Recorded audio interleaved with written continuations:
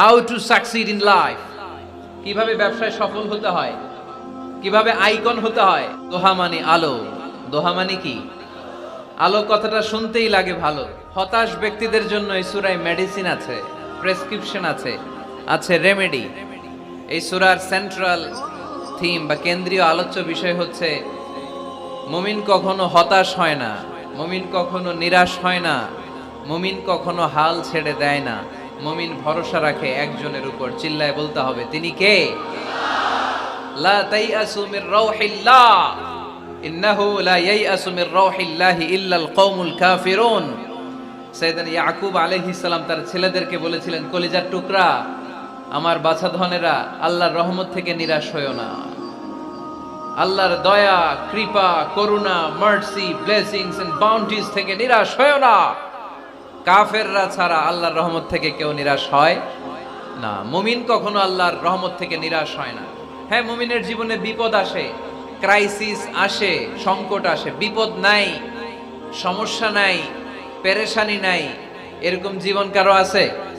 কেউ দাঁড়ায় বলতে পারবেন, হুজুর আমার জীবনে কোনো বিপদ নাই, কোনো সমস্যা নাই? কেউ বলতে পারবেন?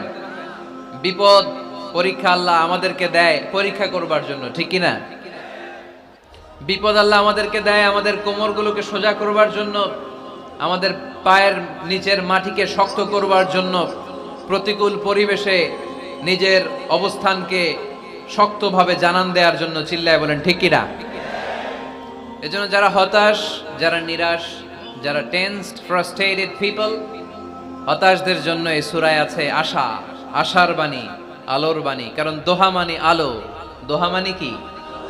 আলো কথাটা শুনতেই লাগে ভালো, ঠিক কিনা? আলো বললেই কেমন ভাল লাগে না? কারণ আশার আলো, এটা সম্ভাবনার আলো।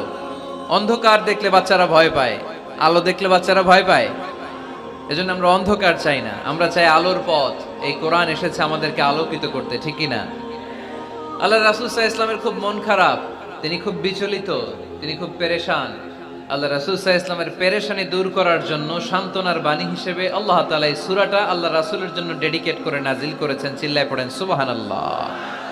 আর আল্লাহ বুঝাতে চেয়েছেন, আমার নবীকে আমি যেভাবে পেরেশানি দূর করেছি, সাহায্য করেছি, মুমিনদের জীবনেও আমি আল্লাহর পক্ষ থেকে সাহায্য আছে না নাই?